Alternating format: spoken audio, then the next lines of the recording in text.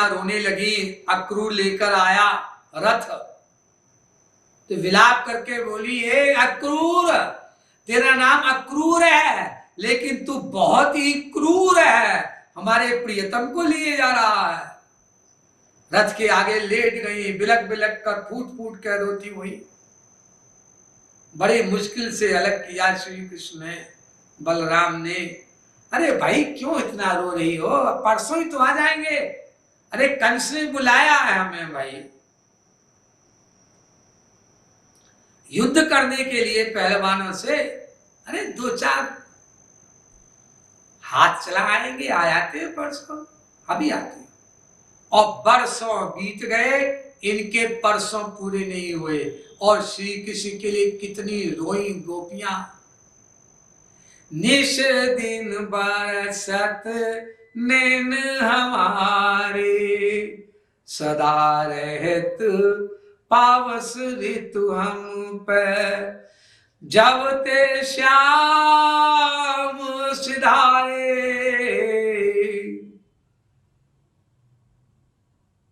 बिनु गोपाल बैरिन भई कुंजे, जे जब लता लगती अति शीतल, अब भई विषम ज्वाल की पुंजे। सूरदास जी लिख रहे हैं सूर सागर में। और जगत गुरुत्तम श्री कृपालु महाप्रभु ने भी लिखा है विरह माधुरी में, प्रेम रस मदरा ग्रंथ में।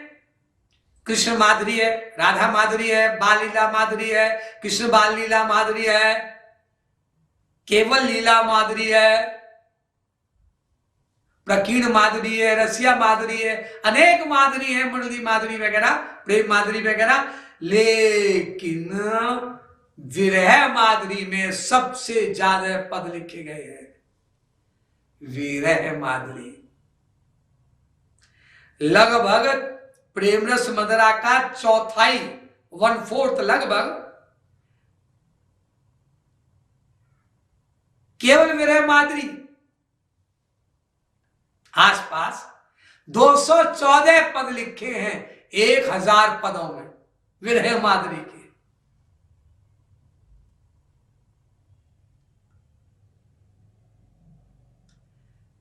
और जगत गुरुत्तम श्री कृपालु कहते हैं विरह माधुरी के सारे पद तो हम नहीं सुना पाएंगे आपको, एक एक लाइन, 2-2 लाइन बीच से आपको सुनाए तो आपको पता चले कि विरह माधुरी के सबसे अधिक पद क्यों लिखे गए हैं।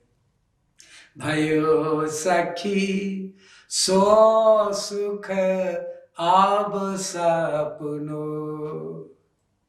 अरे एक दिन प्रियतम ने कितना सुख दिया रास करके हमारे साथ, अब वो सब सपना हो गया सखी।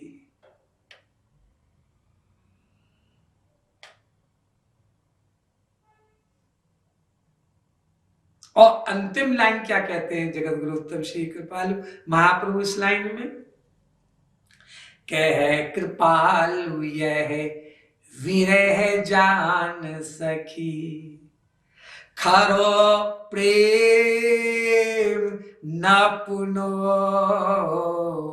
भयो सखी सो सुख अब सपनो। ये श्याम सुंदर छोड़ के चले जाएं और कभी भी तुम्हारी खबर न ले, ऐसा विरह दें, ऐसी अवस्था ही तुम्हारे सच्चे प्रेम को नापेगी। तुम दिव्य पुरुष से सच्चा प्यार करते हो कि झूठा, इसका नपना यह है कि वो दिव्य पुरुष तुमसे कोई व्यवहार न रखे, कोई बात न करे, देखे भी ना, तुम्हारी बात ही ना सुने, और सब उल्टा पुल्टा करके धर दे, और तुम सदा सीधे बने रहो।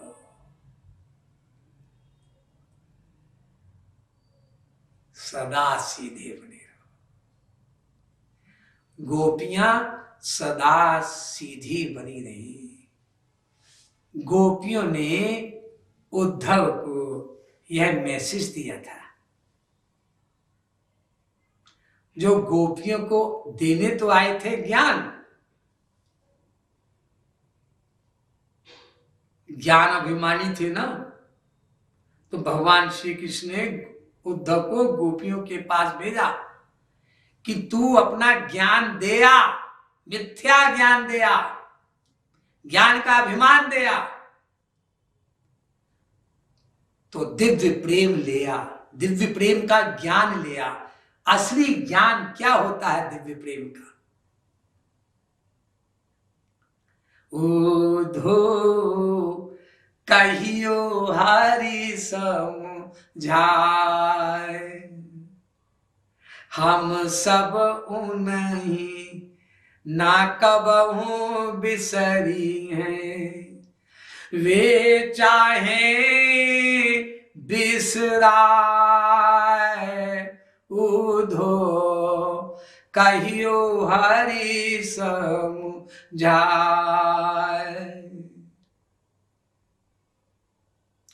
वे मेरे प्रियतम प्राणेश्वर, हम अवला असहाय,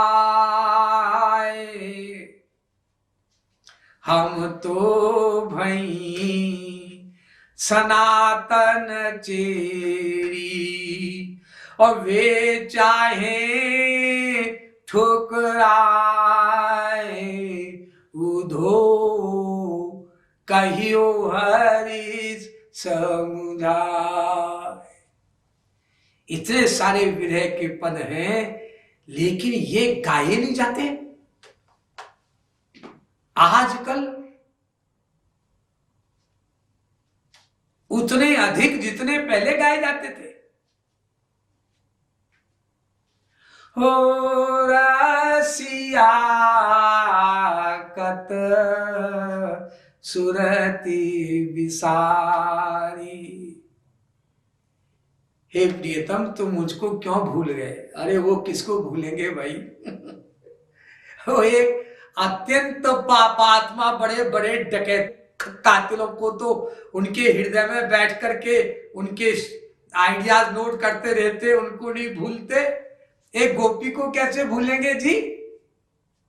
लेकिन विरह वेदना जब योग माया के द्वारा आती है तो वो सोचती है, वो भक्त सोचता है वो मुझको भूल गए, और भूल गए तो फिर वो रोता है वियोग में, और जितना रोता है उतना और आनंद मिलता है।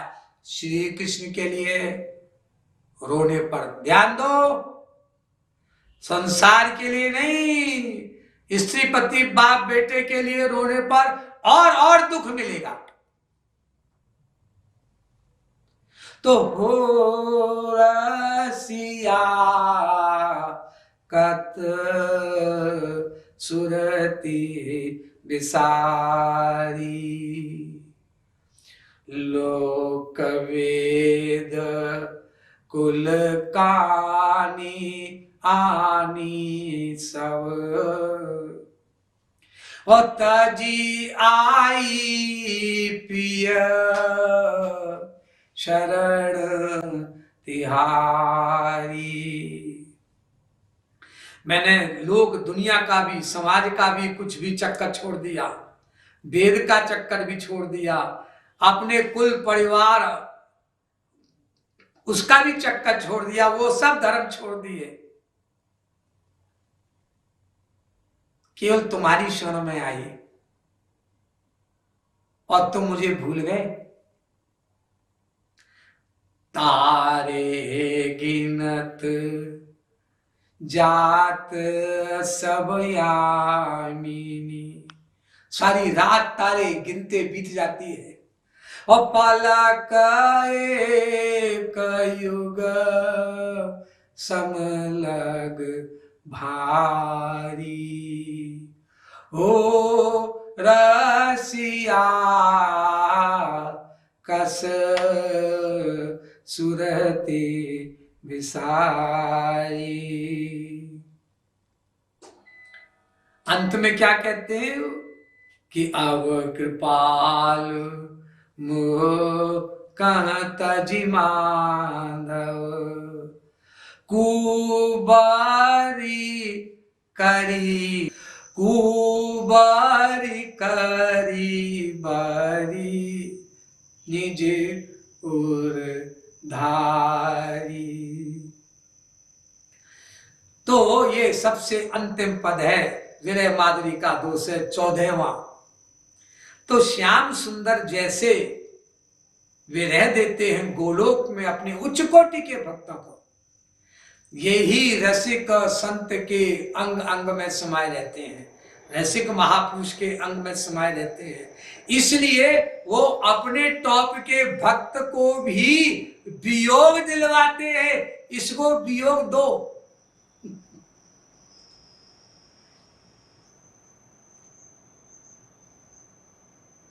और जब वो वियोग देता है किसी लीला से, किसी व्यवहार से, तो अज्ञानी जीव क्या सोचता है, हमें प्यार नहीं करते, देखो उसको तो इतना मीठा बोलते हैं, उसको सबसे बोलते रहते हैं और कोई रोकता नहीं। हमसे कहते हैं बोलो मत, हमसे कहते हैं मौन रहो।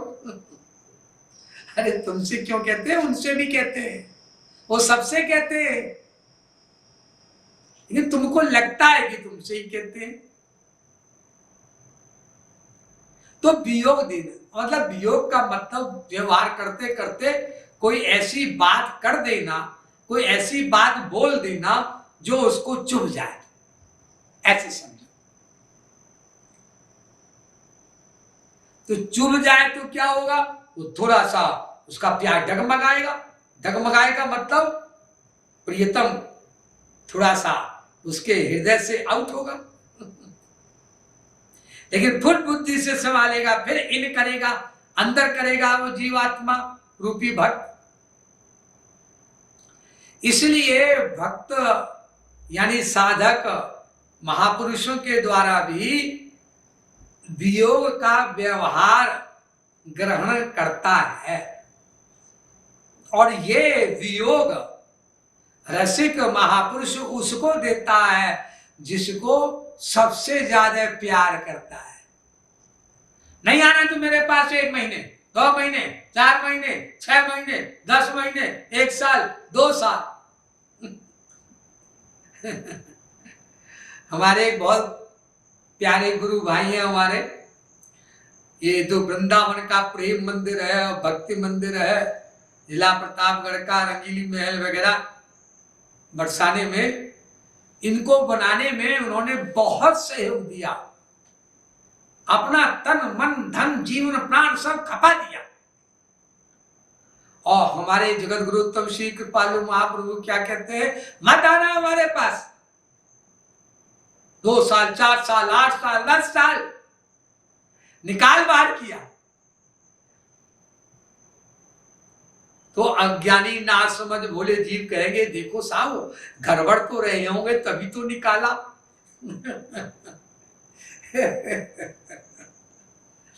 आपकी बुद्धि आपकी को शोभित रहे, क्यों जी, फिर सीता जी भी गड़बड़ रही होंगी, राम ने निकाला।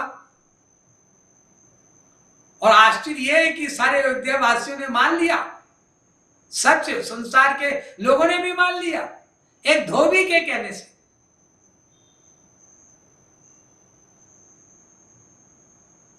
तीय शिरोमणि सीय तजी, जेहि पावक की कलशाई दही है। कविताली में तुलसीदास जी ने कहा, तीय शिरोमणि सीय तजी, जेहि पावक की कलशाई दही है। और धर्म धुरंधर बंधु तज्यो, पुरलोगन की विधि बोल कही है। लक्ष्मण को भी छोड़ दिया राम ने बिना अपराध के। एक छोटी मामूली अत्यंत मतलब गलती कहनी ही नहीं चाहिए लक्ष्मण की कोई थी भी।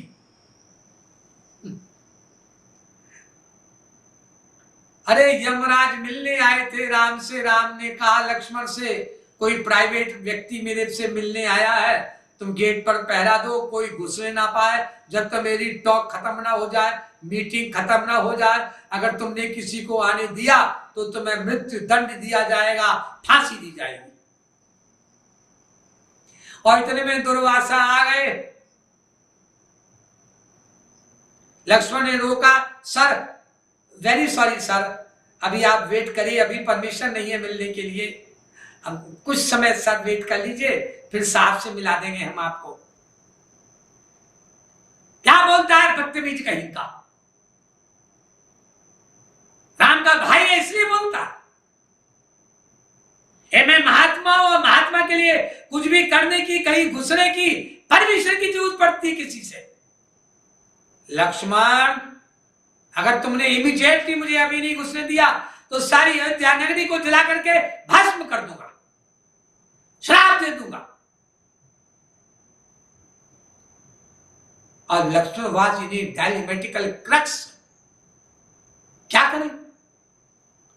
अगर जाने देते हैं तो राम मुझे फांसी देंगे, और नहीं जाने देते हैं तो सारी अयोध्या नगरी को ये दुर्वासा मुनि फांसी देंगे, जला देंगे।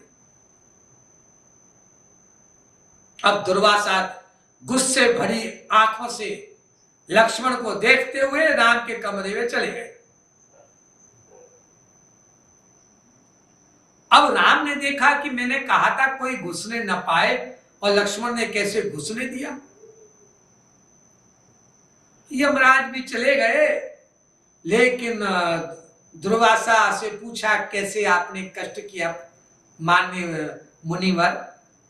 कुछ नहीं राम, मैंने सोचा तुमसे मिल लूं, रसगुल्ला खा लूं तुम्हारे, ये इमीडिएटली जरूरी काम था इनको। खैर आओ भगत किया राम ने दुर्वासा मुनि की, और दुर्वासा चले गए। तब राम ने बुलाया लक्ष्मण को। लक्ष्मण, तुमसे कहा था कोई घुसने ना पाए, तुमने क्यों घुसने दिया? सर उन्होंने कहा कि वो पूरी अयोध्या नगरी को जलाकर भस्म कर देंगे, श्राप देकर के अगर मैंने अभी इमीडिएटली नहीं घुसने दिया, कोई इमरजेंसी का काम है उन्हें, तो सारी अयोध्या नगरी को भस्म कर देंगे। अयोध्या नगरी का शासक, अवधेश राजा मैं हूं कि तुम हो? वो जिम्मेदारी मेरी थी कि तेरी? और नियमानुसार, मेरे वचन के अनुसार तुझे फांसी होनी चाहिए, लेकिन तूने इतनी सारी सेवा किया जिंदगी भर, इसलिए get out for the whole of the life remaining with you. जितने तेरे जिंदगी के दिन हैं सबके लिए तू गायब हो जा, मेरे पास से चला जा, दोबारा मत आना। जिंदगी भर का त्याग किया राम ने लक्ष्मण का, जिंदगी भर को त्याग कर दिया राम ने सीता जी का। निर्दोष सीता, निर्दोष लक्ष्मण।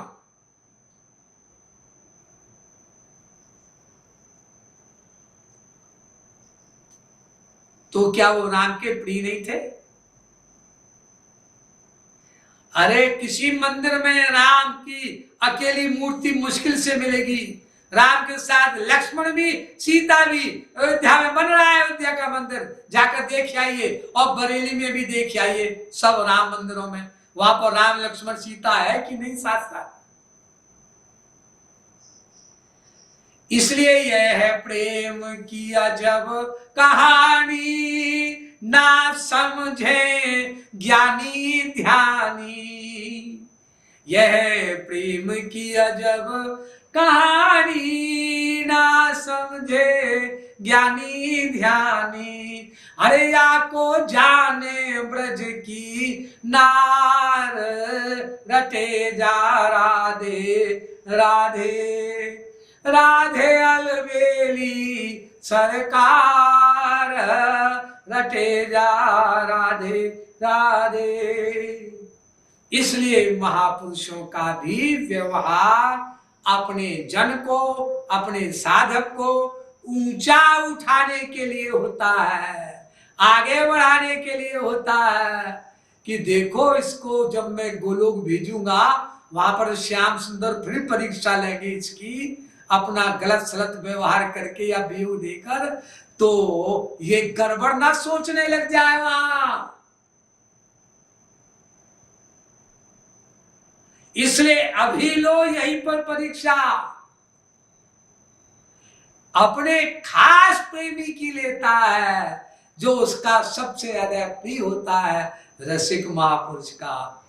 संसारी लोगों की जो बाहर से आते जाते हैं उनकी कम लेता है, लेता उनकी भी है लेकिन कम, किसी की बिल्कुल नहीं लेता। नास्तिक है, पापात्मा है, और बोले जा रहा है बड़े प्रेम से, बड़े प्यार से, आधा आधा घंटा बोले जा रहा है, और हमसे कहता है आधा वाक्य भी क्यों बोले तुम बेकार, निरर्थक, एक शब्द भी क्यों बोले बेकार। दंड देता है महापुरुष रसिक हमको। ऊंचा उठाना, ऊंचा उठाना, ऊंचा उठाना। इसलिए बार बार हृदय पर चोट मारता है, चोट।